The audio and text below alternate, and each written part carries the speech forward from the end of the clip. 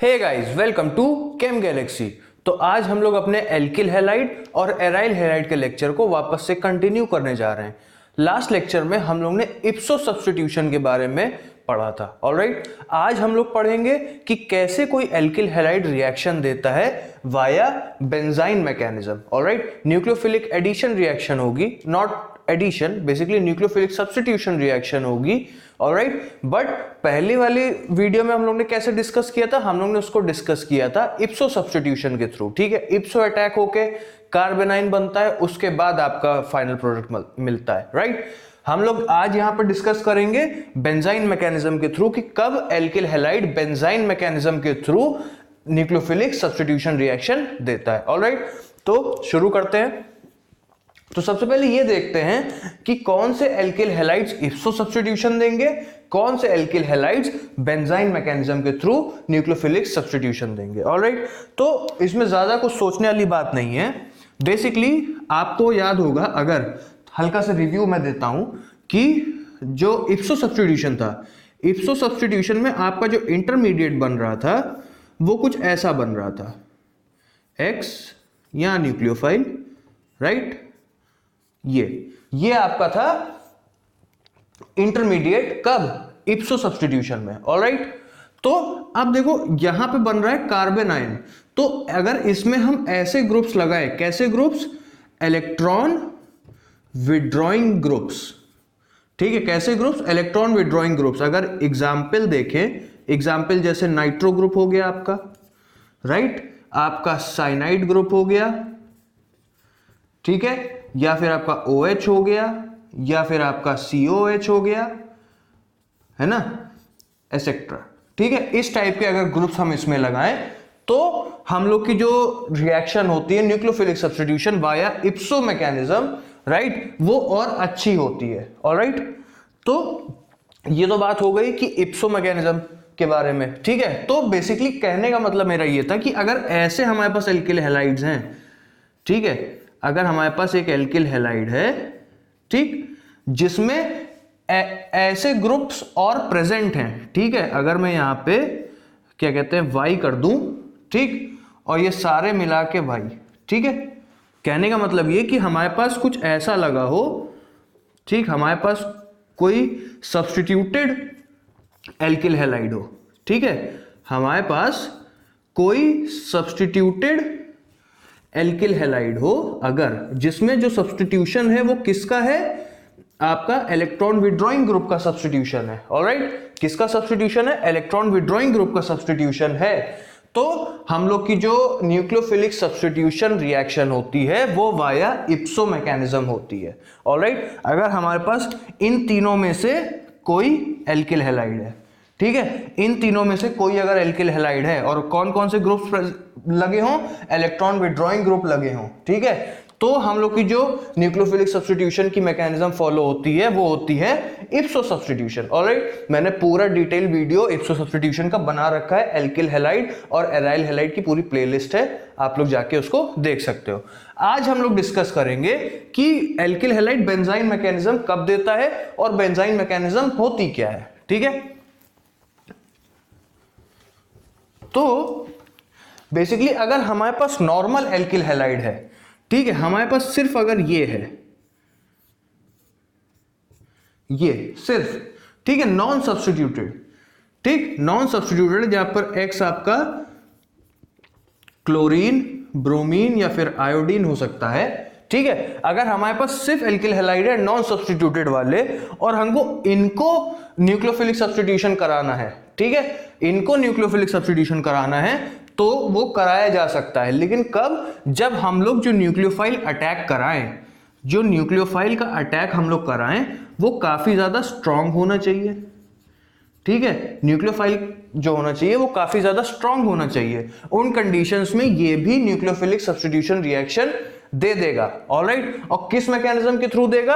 वो मैकेनिज्म होगी benzene mechanism. Alright, तो ये तो इतनी बात हो गई कि बेंजाइन मैकेनिज्म कौन से एल्किल हैलाइड देते हैं? जो नॉन सब्स्टिट्यूटेड होते हैं। ठीक है, ऐसे एल्किल हैलाइड्स जो नॉट एल्किल हैलाइड्स, ऐसे एराइल हैलाइड्स, ठीक है, जहां जहां भी मैंने एल्किल बोला हो वो एल्किल नहीं एराइल है। ऑलराइट, एराइल हैलाइड्स ऐसे जिन जो नॉन सब्स्टिट्यूटेड है, ऑलराइट, वो न्यूक्लियोफिलिक सब्स्टिट्यूशन रिएक्शन देते हैं किस मैकेनिज्म के थ्रू, बेंजाइन मैकेनिज्म के थ्रू। उस केस में हम लोग को एक स्ट्रॉन्ग न्यूक्लियोफाइल और एक थोड़ी सी हजार्डस कंडीशन लेनी पड़ती है। ठीक है, तो ये तो इतनी बात हो गई। अब देखते हैं मैकेनिज्म के बारे में। ठीक है, तो आइए मैकेनिज्म देख लेते हैं कि मैकेनिज्म होती कैसे है। तो बेसिकली जो मैकेनिज्म होती है nucleophilic substitution via benzyne mechanism, वो 2 स्टेप में होती है। ठीक है, पहले स्टेप में होता है आपका एलिमिनेशन, दूसरे स्टेप में होता है आपका एडिशन। तो अगर हम लोग स्टेप 1 की बात करें, अगर हम लोग स्टेप 1 की बात करें, स्टेप 1 में क्या होगा, ठीक है, स्टेप 1 में जैसे आपका ये है, ठीक, यहां Cl लगा है, ठीक है, यहां पे H है, वो तो जाहिर सी बात है होगा ही, ठीक, ऐसे करके आपका बना हुआ है। अब होगा क्या, जब सबसे पहले होता है एलिमिनेशन, मान लेते हैं हम न्यूक्लियोफाइल के तौर पे NH2 minus as a nucleophile ले लेते हैं। ठीक है, कैसा न्यूक्लियोफाइल ले लेते हैं, NH2 माइनस टाइप का। NH2 minus is a strong nucleophile. Alright, तो अब होगा क्या, सबसे पहले होगा एलिमिनेशन। एलिमिनेशन होने का मतलब क्या है कि सबसे पहले ये जो NH2 माइनस है ये H पे, जो क्लोरीन के ऑर्थो पे जो H है, राइट, जो क्लोरीन के ऑर्थो पे H है उस पे अटैक करेगा और इसको ले जाएगा, इसको ले जाएगा, तो ये ऐसे होगा, ठीक है, और ये ले जाएगा, ठीक, ये ले जाएगा, तो ये बॉन्ड ऐसे टूटेगा ना, ये बॉन्ड इस तरफ टूटेगा, तो आगे क्या बनेगा, देखो, जब बॉन्ड, देखो, अगर इसको ऐसे देखें, कार्बन और हाइड्रोजन है, राइट, अगर बॉन्ड मैंने ऐसे ब्रेकेज बनाया है तो इसका मतलब ये बॉन्ड कार्बन की तरफ टूटा है, तो कार्बन पे नेगेटिव चार्ज आएगा, हाइड्रोजन पे पॉजिटिव चार्ज आएगा, राइट, तो हाइड्रोजन पे पॉजिटिव चार्ज आया और NH2 के पास माइनस चार्ज है, प्लस माइनस आपस में जुड़ जाएंगे। ठीक है, तो वही चीज हुई है यहाँ पे। ठीक, इतनी बात समझ में आई। तो बनेगा क्या, तो सबसे पहले बनेगा आपका ये,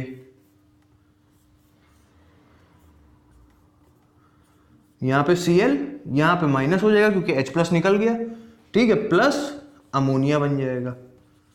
ठीक है, अब क्या होगा, ये जाहिर सी बात है स्टेबल तो है नहीं, अब होता क्या है कि ये जो Cl है ये निकल जाएगा ऐसे, ऐसे करने का मतलब यहां पे माइनस चार्ज, यहां पे प्लस चार्ज, राइट, तो प्लस और माइनस, ठीक है, प्लस और माइनस बॉन्ड बन जाएंगे। ठीक, तो आपको क्या बन जाएगा, यहां से Cl माइनस निकल गया, माइनस Cl माइनस अगर मैं यहां पे कर दूं तो आपका बन क्या जाएगा, आपका बन जाएगा ये, ठीक है, ये जो है, समझ रहे हो, ये जो है इसी को कहा जाता है बेंजाइन। क्या कहा जाता है इसको, बेंजाइन। ठीक, इसी को कहा जाता है बेंजाइन, यही आपका इंटरमीडिएट है, ये नॉन एरोमेटिक है, इतनी बात आप समझिएगा, क्योंकि एरोमेटिसिटी की कंडीशंस क्या होती हैं कि सारे कार्बन्स प्लेनर हो, सारे कार्बन्स sp2 हाइब्रिडाइज्ड हो, यहाँ पे sp3 हाइब्रिडाइज्ड है। ऑलराइट, हकल रूल भी फॉलो नहीं करेगा, अगर आप गिनो 2 2 4 2 6 8 8 पाई इलेक्ट्रॉन्स है, राइट, 8 पाई इलेक्ट्रॉन्स। हकल रूल क्या होता है, 4n + 2 पाई इलेक्ट्रॉन्स होने चाहिए, टोटल है कितने, 8, राइट, तो 4n कितना आ जाएगा, 6, यानी n कितना आ जाएगा, 3/2। ठीक, तो फ्रैक्शन में आया ना, हकल रूल भी फॉलो नहीं कर रहा, नॉन एरोमेटिक है। ऑलराइट, इतनी बात समझ में आई। ये होता है आपका बेंजाइन। तो फर्स्ट स्टेप में बेसिकली क्या होता है, फर्स्ट स्टेप में देखो एलिमिनेशन होके आपका बेंजाइन बनता है। सबसे पहले हाइड्रोजन निकालेगा कौन, आपका न्यूक्लियोफाइल, उसके बाद Cl माइनस भी निकल जाएगा और आपका बेंजाइन बन जाएगा। ऑलराइट, अब देखो सेकेंड स्टेप में क्या होता है। सेकेंड स्टेप में यहां पे मैं लिखता हूं स्टेप 2, ठीक है। अब इसमें क्या होगा बेसिकली, अब इसमें आपका इस पे एडिशन होगा। अब जो स्टेप 2 होता है वो होता है एडिशन रिएक्शन। ऑलराइट, स्टेप 1 होती है एलिमिनेशन, आप देख रहे हो H भी निकल गया, Cl भी निकल गया, और आपको अगर याद हो या फिर आप लोग ने पढ़ा हो तो एलिमिनेशन रिएक्शन में हमेशा डबल बॉन्ड बनता था, एक पाई बॉन्ड बनता था, राइट, तो देखो पाई बॉन्ड बना है, बेंजाइन बना। अब क्या होगा, इसी पाई बॉन्ड पे आपका एडिशन होगा। कैसे होगा, देखो ये आपका बेंजाइन है, ठीक, ये आपका बेंजाइन है, राइट, होगा क्या, आपका NH2 माइनस था ना, NH2 माइनस था, राइट। NH2 माइनस अभी इस पे अटैक करेगा, कैसे अटैक करेगा, तो देखो ये माइनस है, समझ रहे हो, तो इसको अटैक करने के लिए ऑब्वियसली बात है कि हम लोग को इसको ये वहां पे अटैक करेगा जहां पे पॉजिटिव हो, ठीक है। देखो मैकेनिज्म समझने का तरीका बता रहा हूं आपको, ये और ये दिया है, अब आप समझो कहां अटैक करेगा, तो माइनस चार्ज है ना इसके पास, तो माइनस तो प्लस पे ही अटैक कर सकता है, ये बात मान के चलो, ठीक है। और कहीं अटैक करेगा माइनस माइनस पे तो अटैक करेगा नहीं, like charges repel each other, unlike charges attract each other, right. तो माइनस किस पे अटैक करेगा, प्लस पे अटैक करेगा।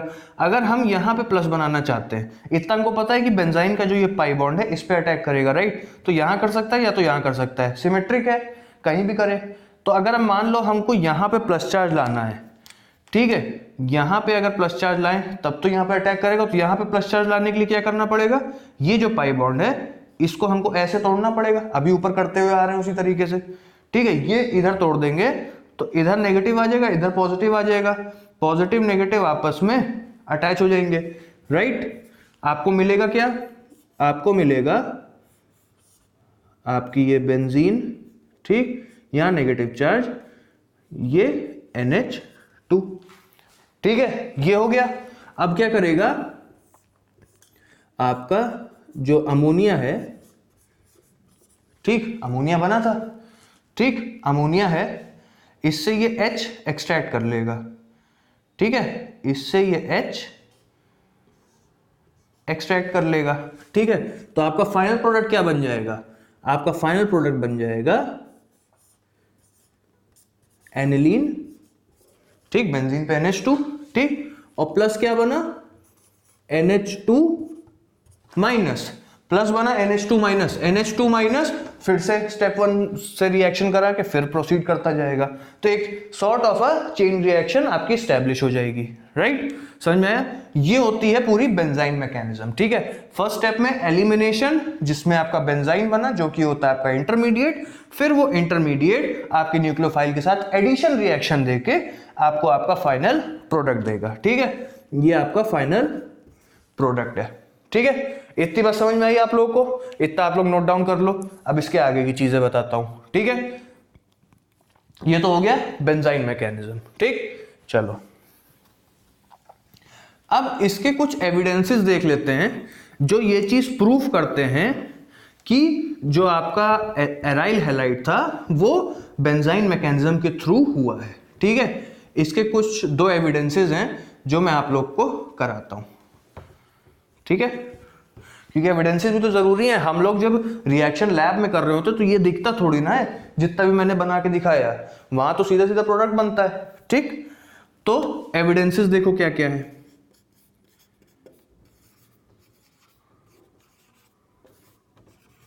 ठीक। सबसे पहला एविडेंस है आइसोटोप एविडेंस, ठीक, आइसोटोप इफेक्ट। सबसे पहला एविडेंस है आइसोटोप इफेक्ट, ठीक। अच्छा, इसको बताने से पहले एक चीज हमेशा याद रखना, अगर जैसे कार्बन हाइड्रोजन है, ठीक है, और कार्बन ड्यूटेरियम है, ठीक है, तो जो ये CD बॉन्ड होता है ये ज्यादा स्ट्रांग होता है as compare to CH bond, ठीक है। ये चीज हमेशा याद रखना कि कार्बन और ड्यूटेरियम का जो बॉन्ड होता है वो ज्यादा स्ट्रांग होता है as compare to carbon hydrogen bond, ठीक है। वही चीज यहां पे है। देखो क्या था, अगर एक ओवरऑल में रिएक्शन लिखूं तो जो अभी मैंने रिएक्शन कराई वही अगर मैं लिखूं तो वो कुछ ऐसी रिएक्शन रही होगी, राइट। ये H था, ठीक है। आपका सबसे पहले क्या होगा, अगर हम इसकी रिएक्शन कराएं, नहीं सॉरी, NaNH2 कहां पे, लिक्विड अमोनिया में, ठीक है। NaNH2 की रिएक्शन कराएं लिक्विड अमोनिया में, सबसे पहले हम लोग का बनता है, सबसे पहले हम लोग का बनता है बेंजाइन, ठीक। उसके बाद फर्दर रिएक्शन के बाद हमको मिल जाता है हमारा प्रोडक्ट, ठीक है। यही तो अभी कराई थी मैंने रिएक्शन, ठीक है। अच्छा, अब एक चीज देखो, आपको इतना तो पता है क्लोरीन भी हटता है और ये वाला हाइड्रोजन भी हटता है, जो हम लोग ने मैकेनिज्म करी थी उसमें, ठीक है। क्लोरीन भी हट रहा था फर्स्ट स्टेप में, याद करो स्टेप 1 में हम लोग का एलिमिनेशन था जिसमें क्लोरीन भी हट रहा था, H भी हट रहा था, तब यहाँ पे पाई बॉन्ड बन रहा था, राइट। तो इतना हमको कंफर्म है हमारी मैकेनिज्म में कि यहाँ पे देखो ये कार्बन है ना, यहाँ पे ये कार्बन है ना, तो कार्बन हाइड्रोजन का बॉन्ड टूट रहा है हमारी मैकेनिज्म में, ठीक है। अभी मैंने आपको क्या बताया कि CH बॉन्ड वीकर होता है CD बॉन्ड की तुलना में। अगर हम लोग कुछ अपना रिएक्टेंट ऐसा ले लें, ठीक, कुछ अपना रिएक्टेंट ऐसा ले लें, ये, ठीक, और सेम रिएक्शन अगर मैं कराऊं, सेम रिएक्शन मैं कराऊं, ठीक, अगेन सेम प्रोडक्ट मिलेगा, ठीक, अगेन सेम प्रोडक्ट मिलेगा NH2 एंड दिस, ठीक है, अगेन सेम प्रोडक्ट मिलेगा। बस फर्क मालूम है कहां पे आएगा?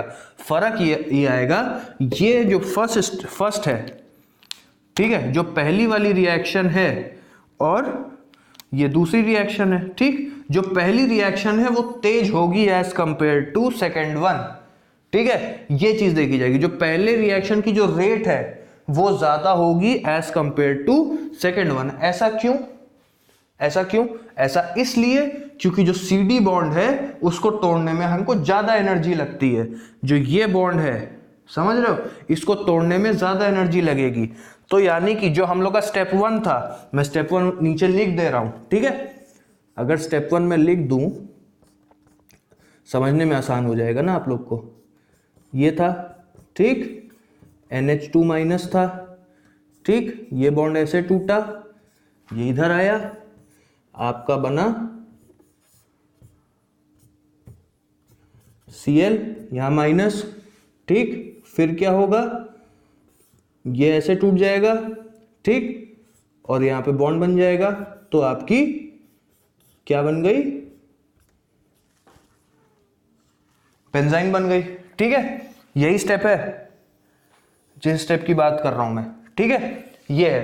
तो इसमें आप देख रहे हो कार्बन हाइड्रोजन का बॉन्ड टूट रहा है, तो यहां भी वही होगा, यहां भी वही होगा। फर्क इतना, यहां पे हाइड्रोजन की जगह ड्यूटेरियम है, ठीक है, ड्यूटेरियम है।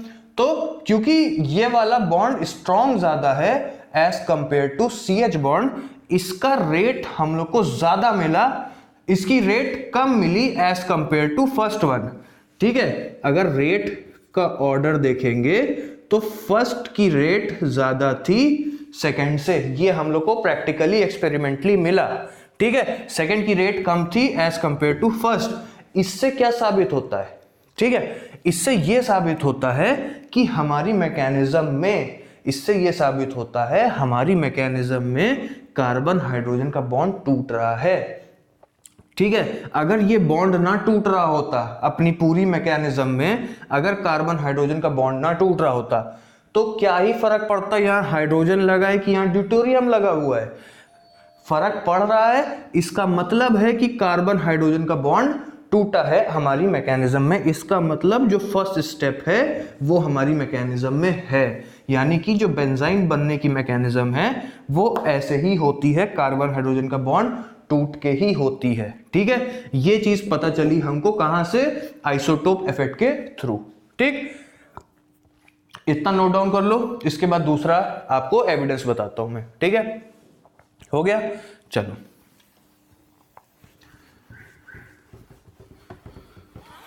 अब दूसरे उसमें क्या है, दूसरा इफेक्ट है। दूसरा इफेक्ट भी आप कह सकते हो आइसोटोप इफेक्ट ही कह सकते हो, या फिर उसको ट्रेसर स्टडीज भी कहा जाता है, ठीक है। उसमें हम लोग क्या करेंगे, बेसिकली उसको जो बुक में जैसे लिखा हुआ था, बुक में इसको ट्रेसर स्टडीज लिखा हुआ था, ठीक है। तो इसको देख लेते हैं। ट्रेसर स्टडीज में क्या है कि हमने जो एराइल हैलाइड लिया, ठीक है, हमने एक एराइल हैलाइड लिया हुआ है, ठीक, यहां क्लोरीन है, ठीक, ये है, ठीक है, ये हमारा एराइल हैलाइड है। जो ये वाला कार्बन है ना, जो बेंजीन वाला ये जो कार्बन है, ठीक है, इसको मैं ब्लैक से दिखा देता हूं। जो बेंजीन वाला कार्बन है ये हम लोग ने दूसरा लिया। ये हम लोग ने कौन सा लिया मालूम है? हम लोग का जो नॉर्मल कार्बन होता है वो क्या होता है? 12C होता है, ठीक है। हम लोग का जो नॉर्मल कार्बन होता है वो 12C होता है, राइट। हम लोग जो यहां पे लिया ना, ये लिया 14C, हम लोग ने मार्क कर लिया एक तरीके से, आप ऐसे समझ सकते हो, ठीक है। हम लोग ने लिया कौन सा, 14C लिया, ये वाला कार्बन स्पेसिफिकली, जो ये वाला कार्बन, ये वाला हम लोग ने स्पेसिफिकली 14C लिया और इसको हम लोग ऐसे मार्क कर लेते हैं, ठीक है। अब इसकी रिएक्शन हम लोग ने करानी है, सेम रिएक्शन, कोई ज्यादा कुछ नहीं करना। तो हम लोग को मिलता क्या है मालूम, हम लोग को जो प्रोडक्ट मिलेंगे क्या है, NaNH2 और लिक्विड अमोनिया, ठीक है, ये रिएक्शन करानी है। अब होगा क्या मालूम है, हम लोग को दो प्रोडक्ट मिलते हैं। कौन से दो प्रोडक्ट मिलेंगे, हम लोग को मिलेगा, अगर आप देखो, ठीक है, हम लोग को मिलेगा एक तो ये NH2, राइट, यहां पे आपका मार्क्ड वाला कार्बन, ठीक, प्लस हम लोग को मिलेगा ये आपकी बेंजीन, ठीक, NH2 और ये, समझ में आया।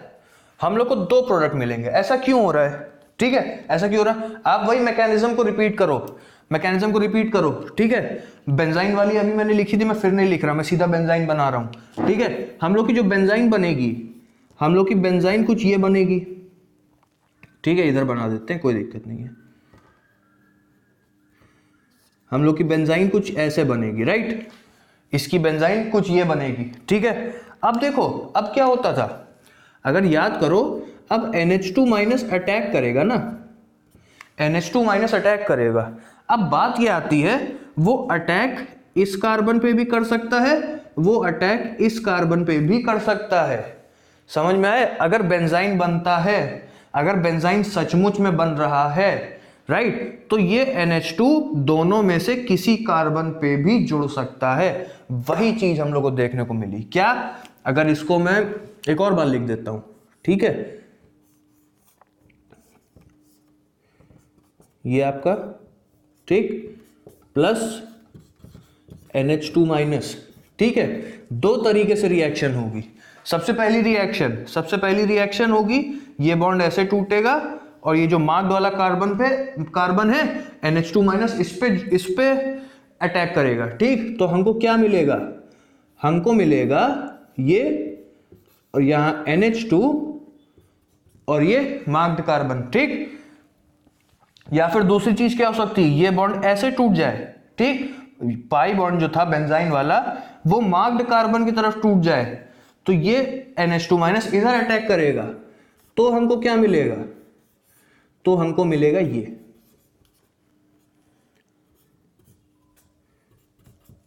ठीक, ये और ये, ठीक है, सेम चीज ही है, ठीक है।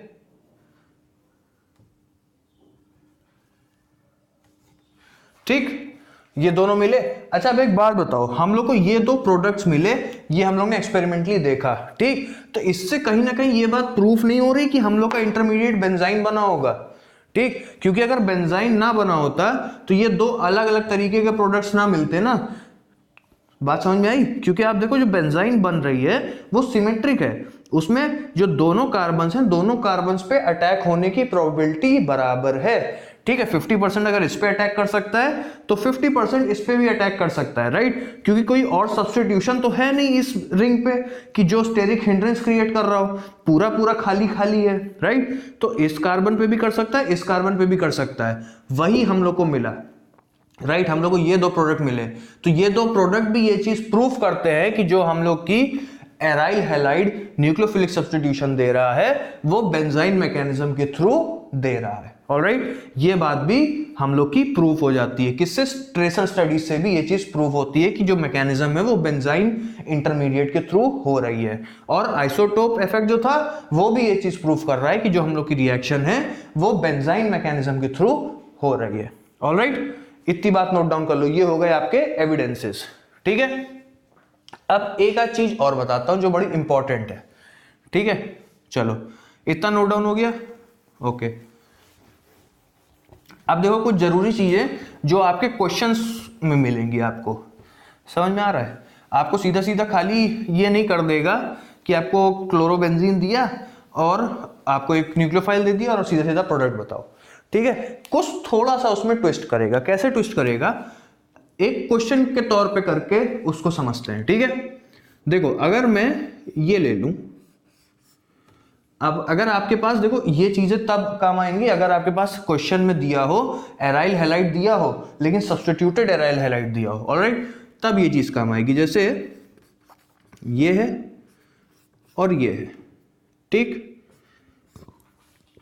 अगर ये दिया हुआ है क्लोरोएनिसोल, ठीक है, अगर क्लोरोएनिसोल दिया है और इसकी मैं रिएक्शन कराता हूं, ठीक है, NaNH2 और लिक्विड अमोनिया से, ठीक, NaNH2 और लिक्विड अमोनिया से, तो आप हमको बताओ, चलो मैं एक चीज और कर देता हूं इसमें, ठीक है, दो प्रोडक्ट मिलेंगे, ठीक, दो प्रोडक्ट मिलेंगे, एक मिलेगा ये,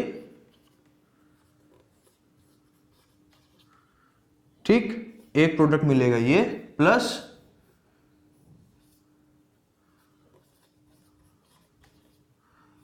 एक प्रोडक्ट मिलेगा ये, ठीक, ये दो प्रोडक्ट्स आपको मिलेंगे इस रिएक्शन में। अब हमको बस आपको ये बताना है कि कौन सा मेजर होगा कौन सा माइनर होगा, कौन सा मेजर कौन सा माइनर, ठीक है, ये बात आपको बतानी है। ठीक है, तो वीडियो पॉज करो और इसको करो एक बार मैकेनिज्म के थ्रू, फिर अगर नहीं होता तो मैं बताने तो वाला ही हूं। ठीक है, वीडियो पॉज करके आप बताओ कौन सा मेजर है इसमें से कौन सा माइनर है। ठीक है, चलो हो गया। अब चलो मैं बताता हूं, देखो होगा कैसे। सबसे पहले तो सिंपली वही करना है जो अभी तक करते आए हो, क्या, बेंजाइन बनानी है भैया। ठीक, फर्स्ट स्टेप में हमको बनानी है बेंजाइन। ठीक, अब थोड़ा सा शॉर्ट करने के लिए मैं एक ही स्टेप में बेंजाइन बना दे रहा हूं, ठीक है, लेकिन कैसे बनती है वो मैं आपको बता चुका हूं। ठीक, यहां Cl है, यहां H है, ठीक, NaNH2 है तो इससे NH2 माइनस हमको मिल जाएगा। ठीक, क्या करेगा, ये हाइड्रोजन निकाल देगा, ये इधर और ये इधर। ठीक, हमको क्या मिला, हमारी बेंजाइन मिल गई। ठीक, सब्स्टिट्यूटेड बेंजाइन है, कोई बात नहीं, ये मिल गया, राइट। अब देखो, अब यहां दो चीजें होंगी, मालूम क्या, अब देखो यहां पे आओ, ये आपकी बेंजाइन है,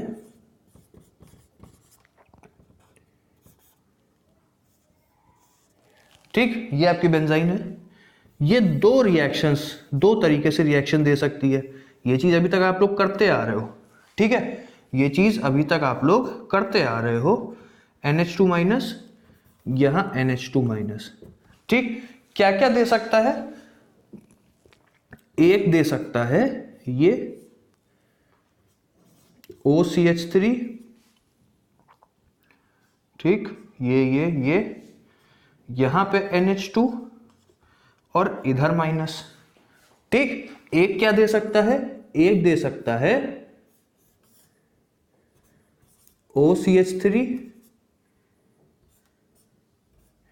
यहां पे माइनस और यहां NH2। ठीक, यही दोनों तो बना सकता है क्योंकि एडिशन दोनों तरफ हो सकता है, यहां भी हो सकता है यहां भी हो सकता है, तो ये बनेगा। अब सवाल ये उठता है कौन सा ज्यादा बनेगा कौन सा कम बनेगा, क्योंकि अब इसके आगे देखो बस हाइड्रोजन लग जाना है, आपका प्रोडक्ट मिल जाएगा। ठीक, तो बेसिकली कौन सा मेजर है कौन सा माइनर वो यहीं पर डिसाइड होना है। ठीक है, यहीं पर डिसाइड होना है। कैसे डिसाइड होना है, दोनों देखो कार्बेनाइन है, दोनों कार्बेनाइन है, राइट, ये भी नेगेटिव चार्ज है, ठीक, और ये भी नेगेटिव चार्ज है, दोनों कार्बेनाइन है। जो कार्बेनाइन ज्यादा स्टेबल होगा वो ज्यादा क्वांटिटी में बनेगा, ऑफ कोर्स ही बात है। जैसे कार्बोकैटायन में देखते आ रहे हो, टर्शरी कार्बोकैटायन सबसे ज्यादा स्टेबल होता है, इसीलिए टर्शरी कार्बोकैटायन सबसे ज्यादा बनता है, फिर सेकेंडरी होता है, फिर प्राइमरी होता है, राइट। उसी तरह कार्बेनाइन जो ज्यादा स्टेबल होगा वो ज्यादा बनेगा, तो उसी का प्रोडक्ट जो है मेजर होगा। ठीक, तो अब देखो आपको पता है NH2 minus I effect group है, right, OCH3 minus I effect group है, राइट, यहां पे भी वही चीज OCH3 NH2, ठीक, माइनस आई इफेक्ट वाले ग्रुप है। अब अगर पहला वाला मैं कंसीडर करता हूं, ठीक है, ए वाले को कंसीडर किया जाए अगर, तो ए वाले में देखो NH2 के ऑर्थो पे है माइनस, ठीक, NH2 के ऑर्थो पे माइनस है, NH2 से करीब है, ये माइनस आई इफेक्ट शो करेगा और कार्बन आयन को स्टेबलाइज करेगा। कैसे? क्योंकि माइनस आई इफेक्ट वाला मतलब इलेक्ट्रॉन अपनी तरफ खींचता है, इलेक्ट्रॉन अपनी तरफ खींचेगा तो इस माइनस चार्ज की इंटेंसिटी कम करेगा, इंटेंसिटी कम करेगा मतलब स्टेबलाइज करेगा। ठीक, और OCH3 के मेटा पे है। ठीक, OCH3 के मेटा पे है, थोड़ा सा दूर है, लेकिन माइनस आई इफेक्ट ये भी शो करेगा, ये भी इसको स्टेबलाइज करेगा। राइट, इतनी बात समझ में आई। अब देखो बी पे आओ, बी पे क्या हो रहा है? बी पे देखो NH2 के ऑर्थो पे है नेगेटिव चार्ज। राइट, NH2 से करीब है, NH2 से करीब है, ऑर्थो पे minus I effect group minus charge को स्टेबलाइज करेगा।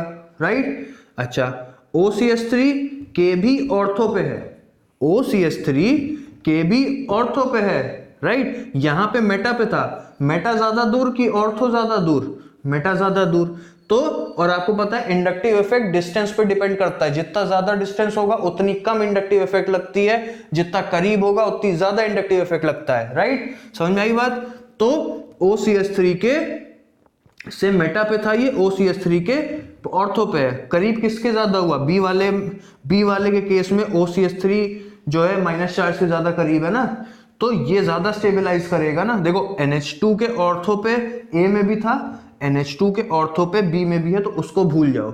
वेरिएबल कहाँ है? डिफरेंस सिर्फ OCH3 के साथ है। OCH3 के यहाँ मेटा पे है, यहाँ पे ऑर्थो पे है, यहाँ ज्यादा करीब है, तो ये वाला कार्बन ज्यादा स्टेबलाइज होगा एज कंपेयर टू ए। तो इसका मतलब बी ज्यादा बनेगा एज कंपेयर टू ए। समझ में आई बात? बी ज्यादा बनेगा एज कंपेयर टू ए। तो अब अगर इसकी रिएक्शन मैं कराता हूं, ठीक है, तो आपको मिल जाएगा ये